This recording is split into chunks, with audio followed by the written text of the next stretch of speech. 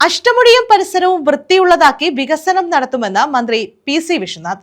Sewage treatment plant സ്ഥാപിക്കുന്നതിനൊപ്പം വിനോദസഞ്ചാരികൾക്കായുള്ള tourist information കേന്ദ്രവും ശൗചാലയങ്ങളും അത്യാധുനിക രീതിയിൽ നവീകരിക്കും.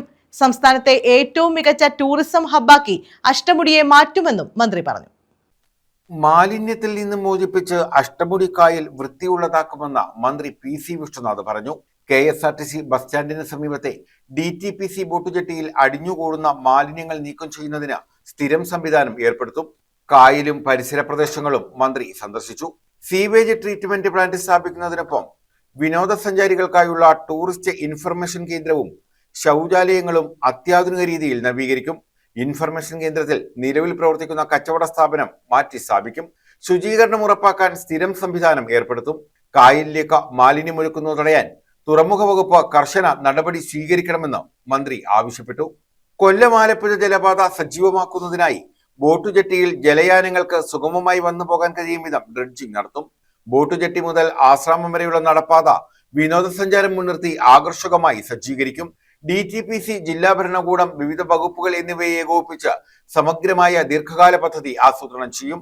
അഷ്ടമുടി കേന്ദ്രീകരിച്ച് നടത്തുന്ന വിനോദസഞ്ചാര പദ്ധതി വേഗത്തിൽ പൂർത്തിയാക്കുമെന്നും മന്ത്രി വ്യക്തമാക്കി. കേരളത്തിന്റെ ഒരു പ്രധാനപ്പെട്ട ടൂറിസം ഡെസ്റ്റിനേഷനായിട്ട് കൊല്ലം മാറുക, ബഡ്ജറ്റൊക്കെ വരുമ്പോൾ അതിനെക്കുറിച്ച് കൂടുതലായിട്ടുള്ള കാര്യങ്ങൾ ഉണ്ടാകും, അതിന് ശേഷവും ഉണ്ടാകും. അപ്പൊ അതിലേക്ക് നമ്മൾ വരുമ്പോൾ നിലവിലുള്ള സംവിധാനങ്ങളെ നമുക്ക് കുറച്ചുകൂടി മനോഹരവും ടൂറിസ്റ്റ് ഫ്രണ്ട്ലി ആക്കി മാറ്റും. അപ്പൊ അതിന് തടസ്സമായി നിൽക്കുന്ന കാര്യങ്ങൾ പല വഴിക്കും നമ്മുടെ ശ്രദ്ധയിൽപ്പെടും. DTPCയുടെ കൗണ്ടർ അത് നമ്മുടെ ഒരു പ്രധാനപ്പെട്ട ഇതിന്റെയൊക്കെ ഒരു കേന്ദ്രമാണ്. അപ്പൊ അവിടെ അകത്ത് സെക്ഷനിൽ ആളില്ല, കസേരയില്ല എന്നൊക്കെയുള്ള പരാതിയുണ്ട്. അവരോട് പറഞ്ഞിട്ടുണ്ട് ഇവിടെ ഫ്രണ്ടിൽ തന്നെ അതിനുള്ള സംവിധാനങ്ങൾ ആളുകൾ വരുമ്പോൾ ചെയ്യണം. അതിനകത്തൊരു ATM ഉണ്ട്, അതൊന്ന് പുറത്താക്കാൻ ഉള്ള നിർദ്ദേശം. കാരണം ഇവിടെ ATM-ഉം വസ്ത്രവ്യാപാരവും ഒന്നും നടക്കേണ്ട സ്ഥലമല്ല. അവിടെ ടൂറിസ്റ്റുകൾക്ക് ആവശ്യമായ അവർക്ക് ഡയറക്റ്റ് ചെയ്യേണ്ട സ്ഥലമാണ്. ടെക്സ്റ്റൈൽസുമായി ബന്ധപ്പെട്ട് എന്തോ കേസുകൾ ഉണ്ടെന്ന് കളക്ടറൊക്കെ പറഞ്ഞു.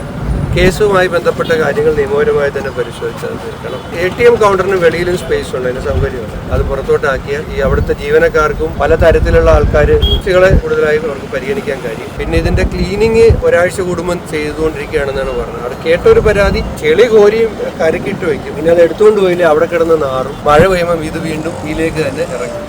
വരുമ്പോൾ അന്ന് തന്നെ ഇത് ഡിസ്പോസ് ചെയ്യാനുള്ള ഒരു കാര്യം ഉണ്ടാക്കി തന്നെ ചെയ്യണം എന്നുള്ള കാര്യം.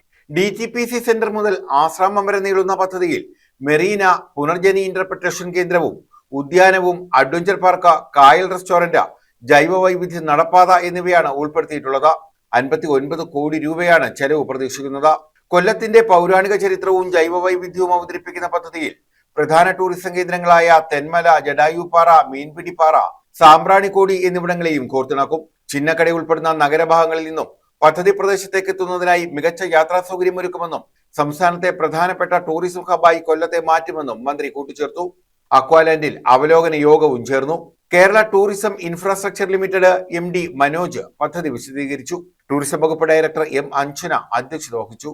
ജില്ലാ collector Annie Jula Thomas, DTPC, തുറമുഖം, ഇറിഗേഷൻ വകുപ്പ് ഉദ്യോഗസ്ഥർ തുടങ്ങിയവർ പങ്കെടുത്തു. ന്യൂസ് ബ്യൂറോ, കൊല്ലം.